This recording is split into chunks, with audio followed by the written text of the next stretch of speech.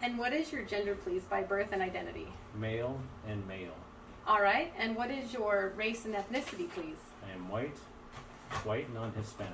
All right. And what's on your passport in terms of your country? United States of America, North America. Okay, great. And why are you here today, please? I'm here for my annual physical. And so the patient's chief complaint, he states, quote, "I am here for my annual physical." And then in terms if he had a specific complaint or focus complaint, I would do old cards. And I would ask him the onset of the problem, the location, the duration, the characteristics, any alleviating or aggravating factors, any related symptoms or radiation of the pain, any treatment, and the severity in terms of, for example, the pain scale 0 to 10. And so I'm going to be asking you some questions about your health history, okay? Okay. So when was your last wellness exam, dental exam, and eye exam for the month and the year? Yes, all three in January of 23. And were there any abnormal findings? No. Okay. And then do you have any chronic illnesses? No. And if he did, I would ask him when he was diagnosed and what treatment he is getting. And do you have any psychiatric problems with any hospitalizations? No. And again, I would ask him when he was diagnosed and any treatment that he was getting. And do you have any allergies to, say, medications, the environment, pet, latex? No. Okay, any allergies to foods? Nope. And if you did, I would ask him the reaction and also a treatment. And are you up to date with your childhood immunizations? Yes. Okay, and have you had your COVID vaccine and your flu vaccine? Yes. Okay, and have you had any surgeries or hospitalizations? No. And if he did, I would ask him what he had, when he had it, month and year, and I would ask him if he had any complications or any complications with anesthesia. And have you had any significant injuries as a child or an adult? No.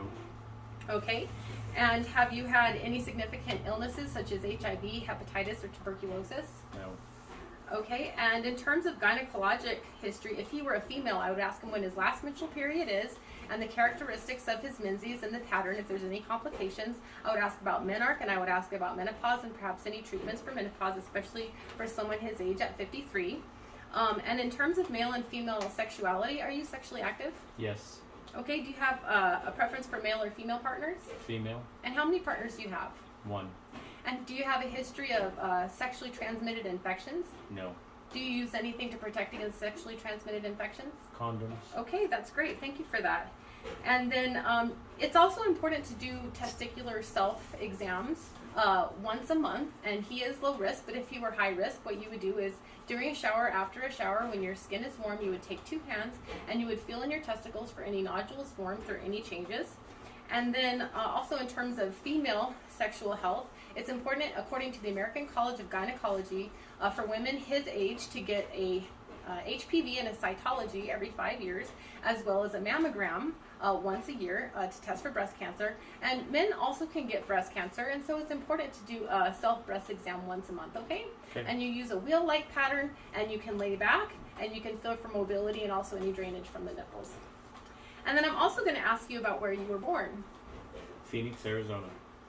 Okay, and are you married? Yes. Or relationship status? Married. Okay. And then any military history? No. And in terms of your living situation, what kind of dwelling do you live in, and do you live alone? A single family home with my spouse. And what's your occupation? Electrician. Okay, and what's your diet like? I have a high vegetable or high fiber and low sodium. Okay, great. Low fat or high fat? Yeah, low fat. Okay, do you drink a lot of caffeine? No, 2 cups a day. And do you exercise? Yes, I exercise 3 days a week, or actually 5 days a week, 3 cardio and 2 free weights. That's great. And how much water do you drink? Approximately 8 to 10 cups a day. Okay, that's great. And in terms of drugs, have you ever vaped or used any cigarettes or nicotine? No. Any alcohol or marijuana? No. Any street drugs? No. And do you have any significant emotional stress or sleep problems? No. Okay. And what are your hobbies? I actually build model airplanes. Wonderful. And do you have any alternative health practices? No.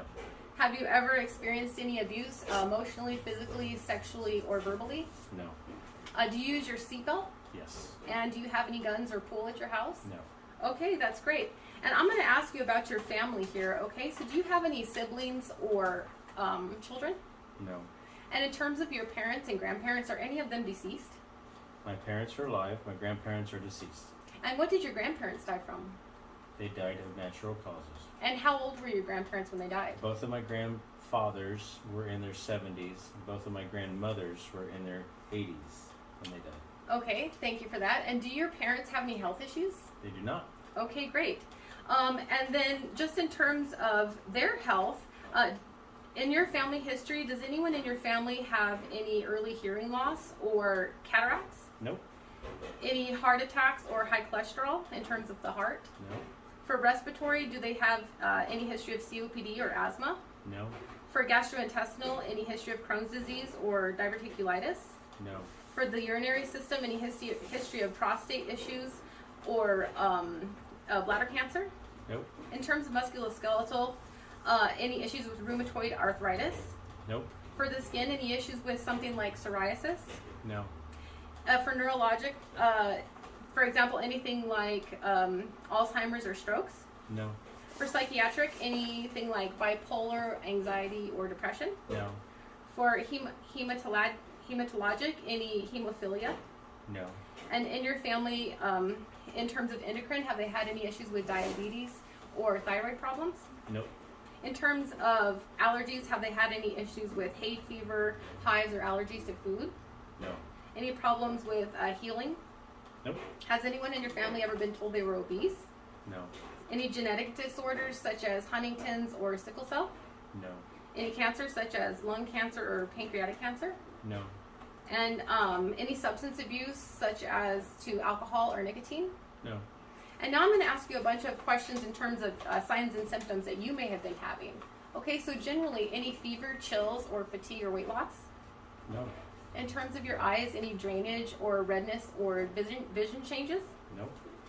For ears, any hearing loss? No. For nose, any drainage from your nose or smelling problems? No. In your mouth, any sores in your mouth or broken teeth? No. For your heart, any palpitations or chest pain? No. For your respirations, any dyspnea or trouble breathing or cough? No. For your abdomen, any constipation, diarrhea, or ulcers? No. For your urination, any difficulty urinating or discharge? No. For your muscle system, do you have any problems with joint pain or range of motion or muscle pain? No. For your skin, have you had any dry skin or sores? Nope. In terms of neurologic, have you had any dizziness or one-sided weakness? No. For psychiatric, have you had any bipolar or depression? No. For hematologic, any bleeding easily or bruising easily or lymph swelling? Nope. In terms of endocrine, any hot or cold intolerance or increased hunger or thirst? No. For allergies, any hives or prolonged healing for immunology? No. Okay, great. And so next I'm going to go ahead and move on to the head to toe assessment here. And first I am noticing that he appears healthy, does not appear ill. He doesn't appear like he's in any signs of distress. His respirations are even and unlabored. He has no odors. His posture is upright.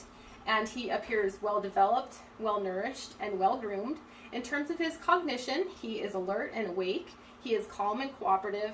In terms of he is attentive, and his affect is euthymic, and his mood is happy. He has intact judgment and insight, and his speech is clear. And then just in terms of orientation, he already told me his person and the situation that we were in. And so where are you today? I am in my dining room. Great. And what date is it today? It is the 5th of July. Wonderful. And so he is alert and oriented times 4. And then I would go ahead and take his vital signs, and I would take his blood pressure, supine and upright. Today it's 120/80. His heart rate is 76. His respirations are 16, and his oxygen saturation is 98%, and his temperature is 97.1, and these are all normal findings. I would also measure him, which I did, and he's 5'11" and 171 pounds, and his BMI is 23.85. Okay, and then I'm going to go ahead and I'm going to look at his skin. I'm looking at his joints. There's no swelling. And I'm also looking at his skin body wide. And I'm noticing that he is pink. There's no cyanosis. There's no erythema. There's no jaundice. There's no pallor. Also, there's no clubbing of his fingers, which would indicate COPD. And also I'm noticing that his hair is clean and dry. He has no alopecia, and it is fine in texture, and it is evenly distributed. And then also I'm going to go ahead and check his turgor, and there is no tinting. He is well hydrated. His skin is mobile, and it is also warm and dry. And then I'm going to go ahead and from there I'm going to talk about the ABCDE method for any abnormal changes of his skin. And so I notice he has no papules, no macules, no pustules, and no vesicles.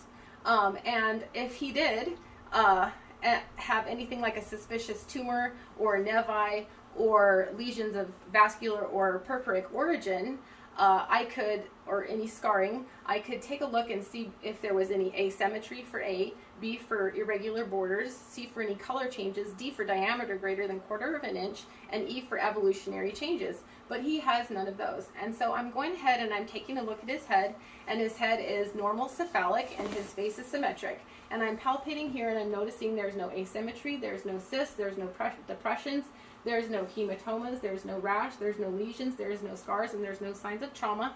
His hair again is fine in texture and well distributed, and it's clean and dry with no alopecia. I'm noticing as well that his face is symmetric.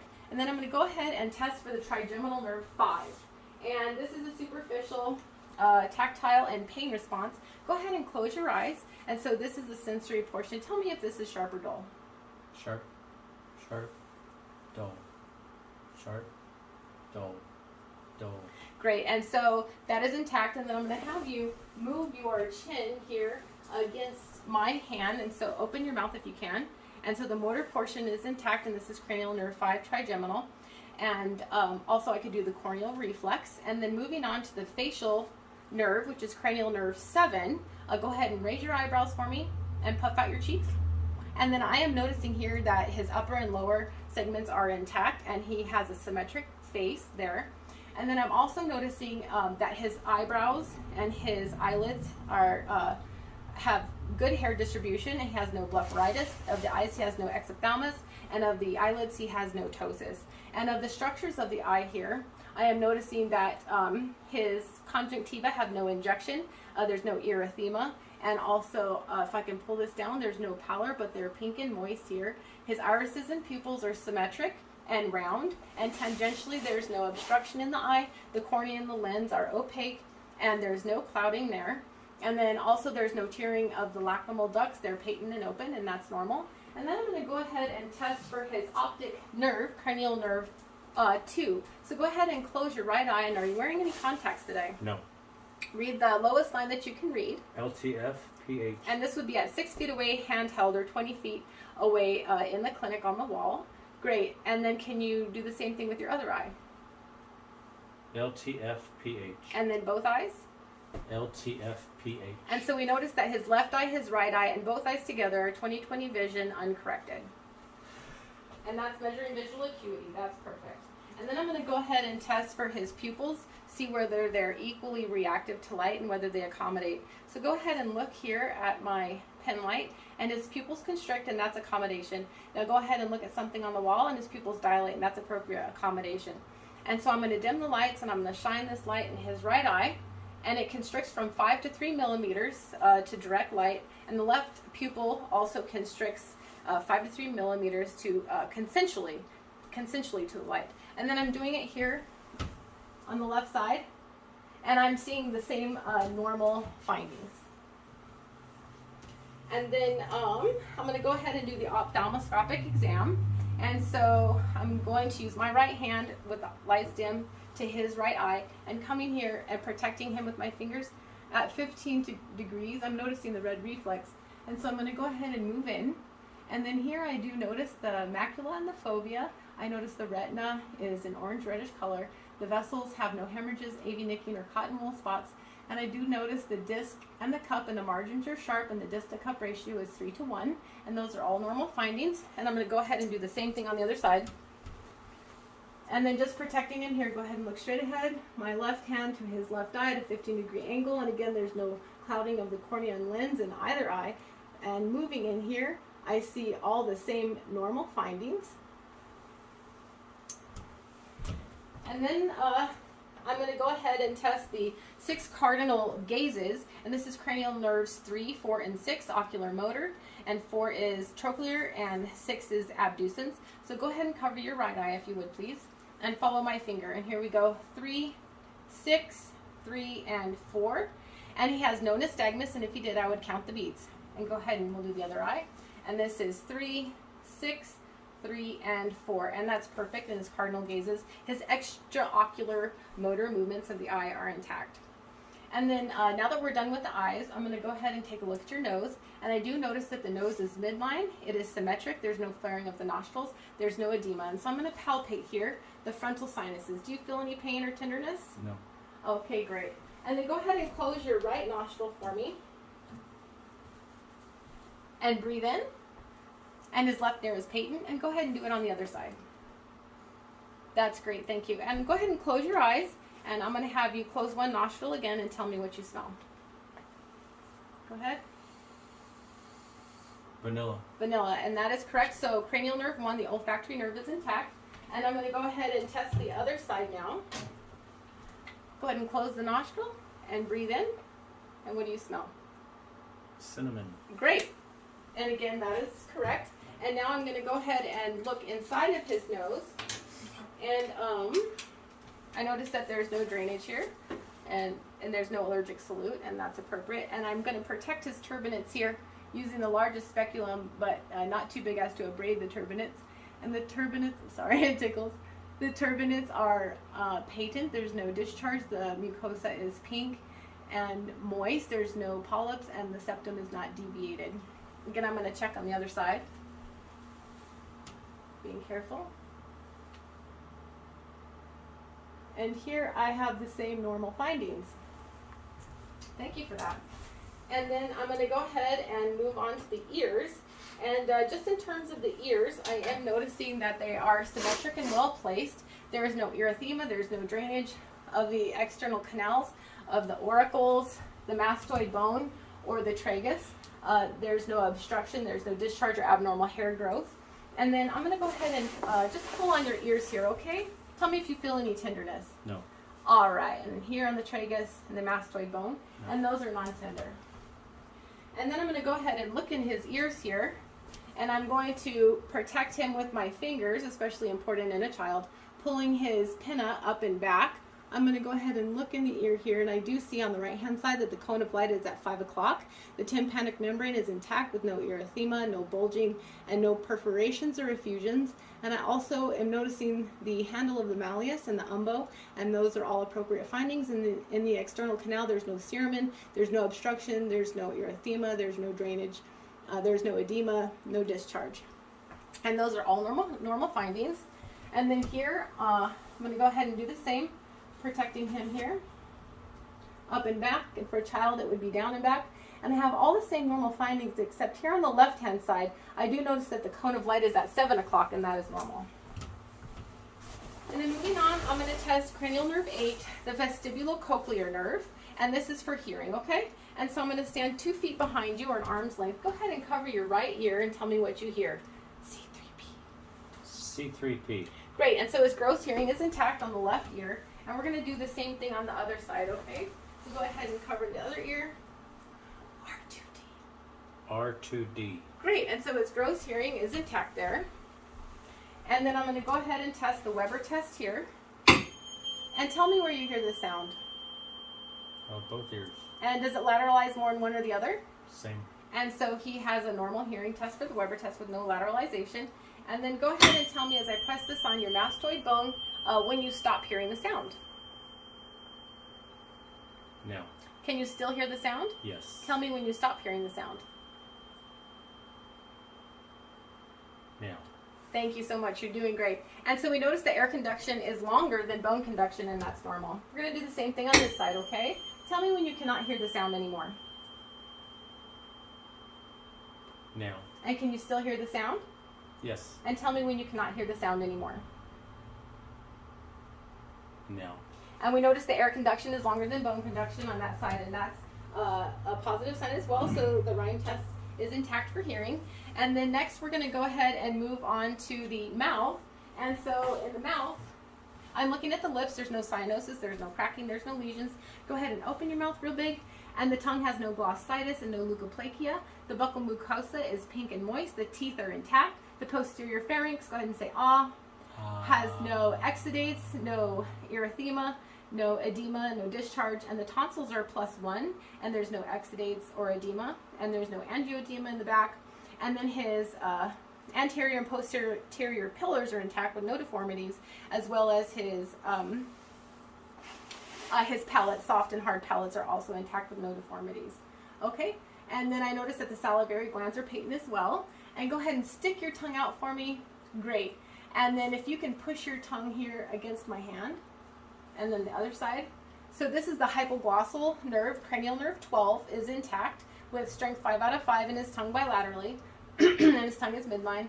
And then also, he already said ah, and his uvula rose midline. And so that's a cranial nerves 9 and 10, and those are intact, and that's cranial nerves for the glossopharyngeal and the vagus nerve. And also I could have him swallow to test these same nerves, 9 and 10, swallow. Great, and then doing the gag reflex as well is for cranial nerves 9 and 10. All right, and then, excuse me, while we're here, go ahead and shrug your shoulders against my hands and turn your head against my hands on each side. And this is cranial nerve 11, the spinal accessory muscle, and that is intact. And next I'm moving on to looking at his neck, and I'm noticing that there's no asymmetry, there's no lesions, there's no masses, there's no rash or swelling. And I'm noticing that his trachea is midline, and then I'm also palpating the trachea, and it is midline. And I'm also noticing tangentially that there's no goiter. And then in the back, I'm noticing here that his cervical spine are intact, the paracervical muscles. He has no atrophy, and he has no pain here with palpation on the spinous processes. And also he is symmetric here with a good structure and development of the trapezoids and the rhomboids here of the shoulders. And then I'm going to go ahead and palpate for his thyroid. Pardon me here. You can just lift your chin up a bit. I'm looking for the cricoid cartilage and then the isthmus of the cricoid here. And go ahead and swallow. And I notice that the thyroid moves easily and with no pain or tenderness expressed. And I also notice as I displace the thyroid left to right here that it has smooth borders with no irregularities or enlargement. And those are all normal findings. And next I'm going to go ahead and test his range of motion. So go ahead and bend your ear to your shoulder. So this is lateral flexion, and the other side, flex your chin down and extend your head back up. And then we're going to go ahead and laterally rotate. And so his range of motion is intact. And then I just want you to push your chin down against my hand as hard as you can and pull your head up as hard as you can. And so his strength is 5 out of 5 in his neck. And that's all normal. And then push to the side. And push to the side here. Excuse me. Sorry about that. And so that's all normal. So we're moving now to the thorax and the lungs. And I do notice that his respirations are even and unlabored with no audible stridor or wheeze. And also his respiratory rate is 16. And I do notice in the back as well as in the front that he has no respiratory distress. He has no accessory muscle use. He has no diaphragmatic breathing, and he has no retractions. And I'm noticing that the anterior posterior ratio is 2:1 as it should be. And then I'm also going to start palpating now. And so I'm palpating the costochondral area. Do you have any tenderness or pain? No. I'm also noticing that he is symmetric here. Any sternal pain? No. And any intercostal pain? No. Okay, and then there's no rash, there's no trauma, there's no lesions of the skin. I'm also noticing that. And he has no intercostal pain here. And I'm also going to palpate in the back as well. And so the paravertebral muscles, do you have any pain here? No. All right, in the spinous processes, there's no crepitus, there's no fluid buildup, there's no heat, there's no tenderness there. And then also intercostally, are you having any pain here? No. So I'm palpating intercostally along the lateral portions as well. And he has no pain. And I'm not feeling any crepitus or any fluid or any tenderness there.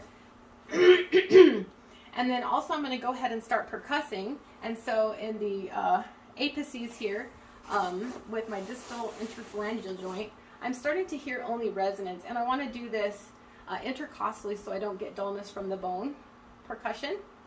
And this is all normal here.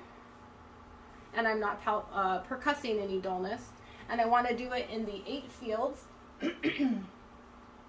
as well as I want to do it in the lateral fields and the right middle lobe here. Okay, moving laterally.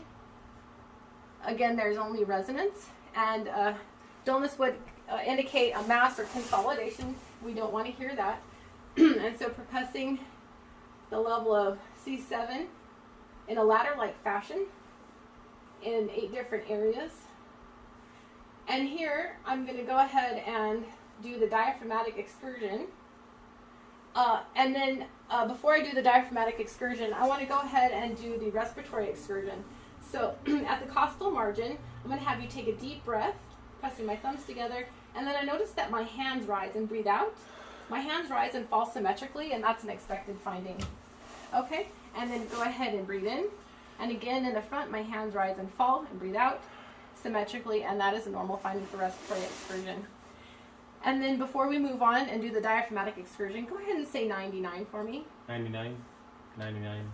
And I'm palpating here 99, in all of the lung fields. 99, and I'm noticing 99, that the tactile fremitus is expected, 99, and 99, that it is not increased or decreased, and it is also symmetric. Go ahead and say 99 again. 99, 99, 99, 99. Perfect. 99, 99. And I have the same 99. findings there. And so we're going to go ahead and do the diaphragmatic excursion. And so if I would have him actually for all of these exercises with his shirt off, but for modesty, we're leaving it on for the video. And so I would percuss down. Go ahead and take a deep breath in. Take a deep breath in. That's good. And hold it. And so I'm percussing down to the lowest inferior border of the diaphragm, and I'm marking that level here. And then go ahead and let your breath out. And then I'm going to percuss down again and let your breath out and keep your breath out now. Okay, and hold it. All right, and here's the superior portion of the diaphragm, and I'm going to mark that, and it's 4 centimeters as it should be because it needs to be between 3 and 5.5 to be normal. And then in clinic, I would also go ahead and do it on the other side as well, and I would be measuring for symmetry to make sure the diaphragmatic excursion was the same on both sides.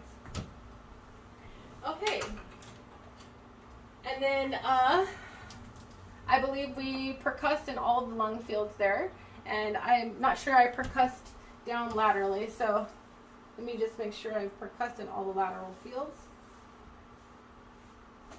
Great, thank you so much for that. And now I'm going to go ahead and listen, auscultate in all his lung fields. So each time that I put my stethoscope on you, and you did good earlier when for tactile fremitus, I put my hands on you, and then you say 99 each time I move my hands, and you did that, so great, thank you for that. So take a nice deep breath each time I put my stethoscope, okay, a little faster and deeper than normal. Great. And I'm moving in a ladder-like pattern here to 8 areas. And I'm noticing that he has no rhonchi, he has no rales, he has no crackles, coarse or fine, and he has no wheezes. I only hear bronchovesicular sounds, and that's all normal.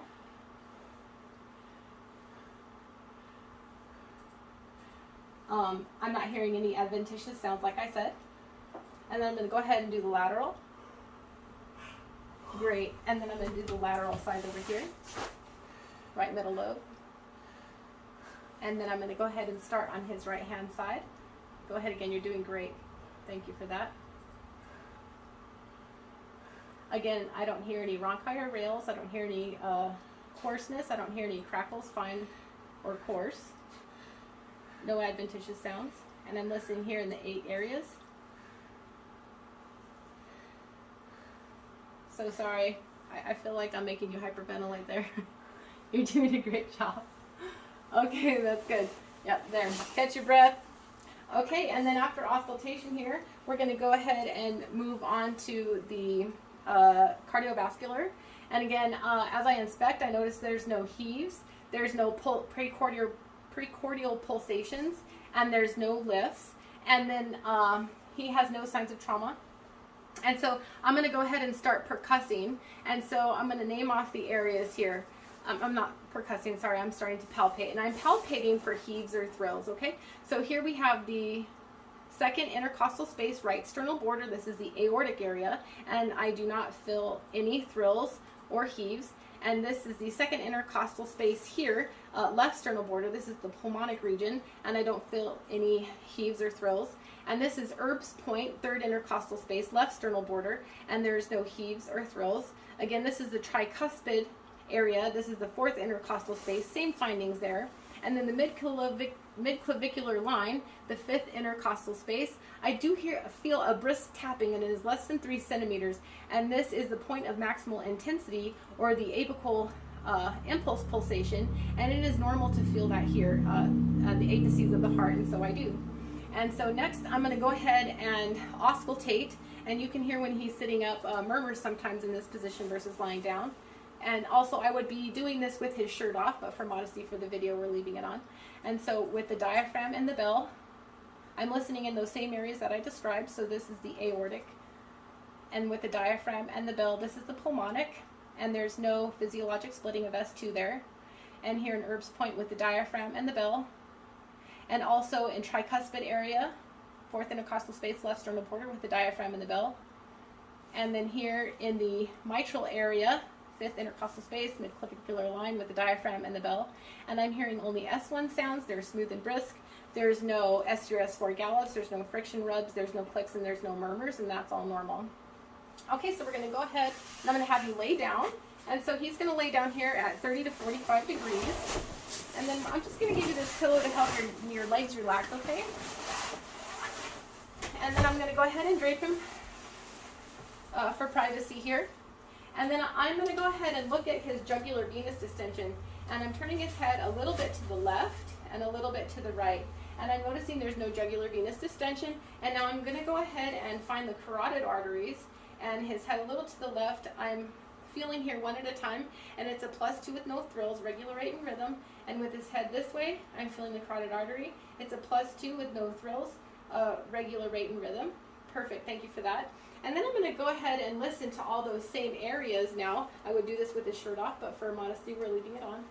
And then I'm listening to the aortic area with the diaphragm and the bell. And before I continue with that, I'm going to go ahead and listen to the carotid arteries. And I'm going to listen here, have your head a little, with the diaphragm and the bell. All right, and then here on this side with the diaphragm and the bell. And what I'm hearing here is no bruits, and it's a regular rate and rhythm, and there's no turbulence, and those are normal findings there.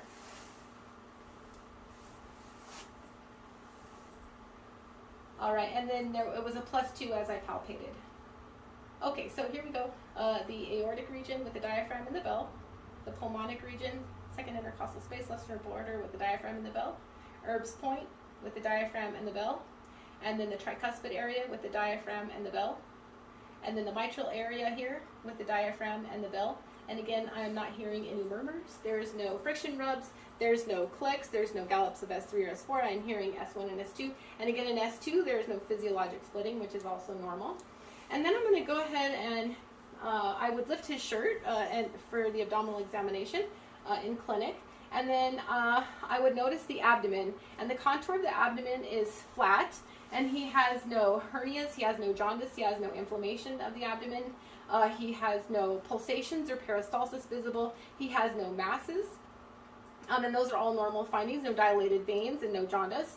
And so then I'm going to go ahead and listen above the umbilicus with the diaphragm and the bell again to the abdominal aorta. And again, I do not auscultate any bruits. It's a regular rate and rhythm, and it's a brisk and smooth sound, just as the arteries, the carotid arteries, was a brisk and smooth sound. And then I'm going to move down to the renal arteries, and I'm listening again with the diaphragm and the bell, as I listen with the diaphragm and the bell on the abdominal aorta, and then the diaphragm and the bell here on the renal arteries, and the same finding as the abdominal aorta there. And then the iliac arteries with the diaphragm and the bell bilaterally with the diaphragm and the bell. And then here the femoral arteries, which I do on the skin in clinic with the diaphragm and the bell, and on the left hand side as well with the diaphragm and the bell.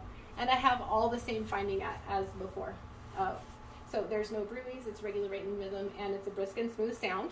And then I'm going to go ahead and auscultate for the abdominal quadrants here. so as not to disturb the bowel sounds with palpation beforehand. Okay, and so the right lower quadrant, I do hear bowel sounds 5 to 34 in frequency with a normal pitch and quality. And then the right upper quadrant, I hear the same thing. And then the left upper quadrant, I do hear the same thing, same normal findings. And the left lower quadrant, I have the same normal findings. And then I'm going to go ahead and percuss. And as I percuss the abdomen, I want to hear tympany. The lungs were resonance, but this is tympany. And so in the right lower quadrant, I am hearing tympany here, which represents air of the intestines. I don't want to hear any dullness, which would be a mass. But then as I come here superiorly to the costal margin in the right upper quadrant, I am able to percuss some dullness. And so that is the level of the inferior border of the liver. And so I'm going to go ahead and do the liver span here. And so percussing again. I'm going to go ahead and mark this line on his skin. I would with a skin-friendly pen, and that's the inferior border. And then here, intercostally from the level of the nipple and the mid-clavicular line, I'm percussing down, right there, to the superior border of the liver. And then I'm going to go ahead and measure the span here, and that's 10 centimeters as it should be because a normal liver span is between 6 and 12 centimeters. And then I'm going ahead and moving over to percuss in the left upper quadrant. And then I'm not noticing any dullness, and there should be tympany here, or yes, for the spleen. And so in the last intercostal space, anterior axillary line, this is Traub's point. Go ahead and take a deep breath in. And I'm still not able to percuss the spleen. Go ahead and let it out, which is a normal finding. And then here again, I percuss only tympany in the left lower quadrant, and that is normal. And I'm moving on to light palpation now. And I'm looking for any expression of discomfort. I'm feeling for any pulsations and any masses. And he has none here. And this is one-handed, 1 centimeter depth. And so we're in the right lower quadrant. And then we did the right upper quadrant, the left upper quadrant, and the left lower quadrant. And then here I'm also palpating for the abdominal aorta. Okay, and I don't feel any pulsations or thrills. But it does feel to be a +2 here with both hands above the umbilicus. And it's a regular rate and rhythm. And then, so that's normal. And also I'm going to palpate for the femoral arteries here, okay? And so these are +2 with no thrills and a regular rate and rhythm, and that's normal bilaterally on the femoral arteries there. And so next I'm going to go ahead and start deeply palpating here, okay? And so this is a two-handed method in the right lower quadrant. And then here I can support his back and feel for the kidney. So let your air out. And then breathe in. And I'm not able to palpate the pole of the kidney, and that's normal finding. And so we'll just do the same thing over here. So breathe out and breathe in. And with my hands pressed firmly together, I'm not able to palpate the pole of the kidney, and that is a normal finding as well. And then continuing on with deep palpation two-handed, I'm coming up here to the inferior border of the liver. And so I'm going to have him go ahead and breathe out and then breathe in. Breathe in deeply. Great. And then I just feel the border of the liver there, and it is smooth and regular, and there's no hardness or irregular borders. And then here in Traub space, first I'm going to palpate two-handed in the left lower quadrant, and then moving up here into the left upper quadrant, go ahead and breathe in. At the costal margin in Traub space, I'm not able to palpate the spleen, and that is also a normal finding. Okay? And then now that we've done the deep palpation and we've palpated there, I'm going to go ahead and palpate for the, and this would be on the skin, the inguinal lymph nodes. And I am noticing that they are mobile, they're non-tender, and they are they're no larger than pea size here. And then the epitrochlear lymph nodes, I'm finding the same things here, mobile, non-tender, and less than pea size. And then the axillary lymph nodes here, thank you for them, just move your arm out. I have the same findings here with the axillary lymph nodes, and I'll go ahead and do it on the other side. You're doing great, thank you so much. And on the internal. All right, and so those are all normal findings. And then I'm going to go ahead and have you sit up with your legs over on that side of the table over there, okay? And I'm just going to test for costal vertebral angle tenderness here. Okay, and so I find the level of the 12th rib laterally, moving medially to the costal vertebral angle. I'm going to palpate here with a firm thud. Do you feel any tenderness there? No. Okay, and then coming along the 12th rib to the costal vertebral angle, do you feel any tenderness there? No. And so he is negative for nephritis. And moving on, we're going to go ahead and start looking at his upper extremities. And so if I can have you just kind of turn around towards me here. Perfect. And I'm noticing that his upper extremities, he has no deformities, he has no swelling of the joints, his skin is pink, there's no erythema. And then of the feet, I'm noticing there's no corns, there's no calluses, there's no bunions, there's no warts or flat-footedness, and those are all normal findings. And then as I palpate, I'm going to go ahead and start palpating here the distal interphalangeal joints. Do you feel any tenderness? No. And the proximal interphalangeal joints, any tenderness? No. And the metacarpal phalangeal joints here. And there's no heat, there's no crepitus, there's no pain, there's no fluid. And the metacarpals, and then the carpals, same findings. And then I'm going to go ahead and palpate up to the olecranon process, and then the lateral epicondyle and the medial epicondyle. And here the lateral epicondyle and the medial epicondyle, lateral epicondyle. And then the extensor surfaces of the ulnas, I'm palpating here, again with the same findings. And then I'm moving up to the grooves of the biceps. Again, same findings, no crepitus, no heat, no fluid buildup, no tenderness, no pain. And then the tubercles of the humerus, same findings. And then the subdeltoid bursa, same findings. And then the acromioclavicular joint, same findings. The coracoid process, same normal findings. Feeling the clavicle here medially, same findings. All right. And then I'm going to go ahead and test the range of motion and the strength of your joints. And so I want you to follow after me, okay?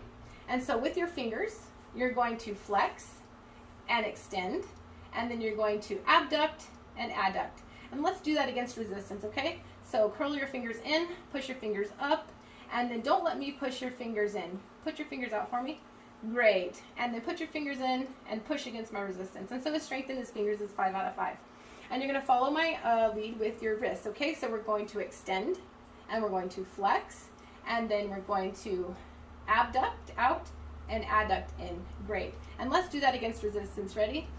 Push down and push up, push in, and then push out. Great. And so his strength is 5 out of 5, and his range of motion is intact. And so with your elbows, I want you to extend, and then I want you to flex, and then hold a pizza box out, and that's supination, and this is pronation. Okay, great. And so grab my hands.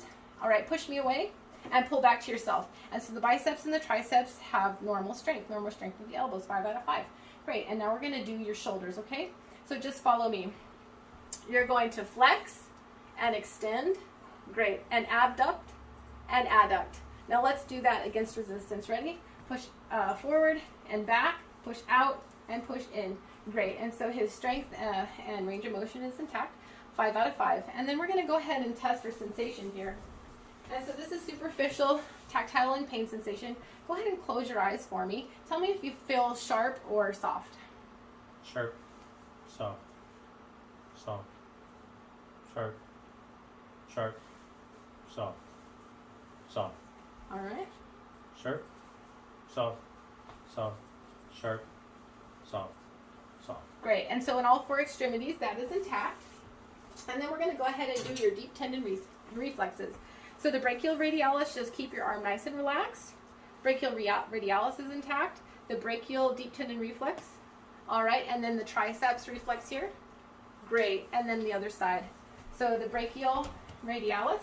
Let me do it this way. That way you can see. Just relax your hand down. Brachial radialis. Okay. And then the biceps. Great. And then the triceps here. Perfect. And those are intact. And then I just want to check his circulation of his hands. So I'm noticing that his capillary refill on all of his fingers is less than 2 seconds. And this is normal. It goes from blanched back to his pink color. And then his radial pulses, there's no thrills, and they are +2, and that's normal as well. And then I'm going to go ahead and start examining the lower extremities here. Okay, and so I'm noticing that his hips are midline, and of the knees, I'm noticing that the sides, any tenderness or pain here? There's no fluid buildup, no crepitus. And here the suprapatellar pouch, same findings. And then the popliteal fossa, I do not feel a Baker cyst, but I am able to actually palpate a pulse here, and it is +2, and there are no thrills. And then again, moving down here to the lateral malleolus, the medial malleolus. Any pain there? No. Okay, great. And then the Achilles gastrocnemius tendon. Any pain here? Nope. Okay, and the calcaneus, and the tarsals, and the metatarsals. And I'm noticing that there is no plantar fasciitis here among the metatarsals, and also there are no Morton's neuromas here. And then I'm palpating the proximal interphalangeal joints. Any pain? No. All right, and the distal interphalangeal joints, and there's no pain, there's no crepitus, there's no fluid buildup, and there's no heat, and those are all normal findings. And then I am palpating the dorsalis pedis pulses here, and they're +2 with no thrills, and I'm palpating the posterior tibial pulses, and they're +2 with no thrills. And then we're going to go ahead and test your range of motion, okay? So while I'm down here, go ahead and curl your toes, and then extend them up. Perfect. And fan your toes out and pull them in. And now, so he has normal flexion, extension, abduction, and adduction of his toes. And so curl against my hands, push up against my hands, push your toes out against my hands, and don't let me push you in. And his strength is 5 out of 5 with full range of motion. And then of your ankles, let's do this together. So we're going to both feet plantar flex down, dorsiflex up, and then I want you to invert your sole and then evert your sole. Great. So let's do that against resistance. Okay, pull up, push down, and then invert and evert. Great. And so his strength is 5 out of 5 there in his ankles.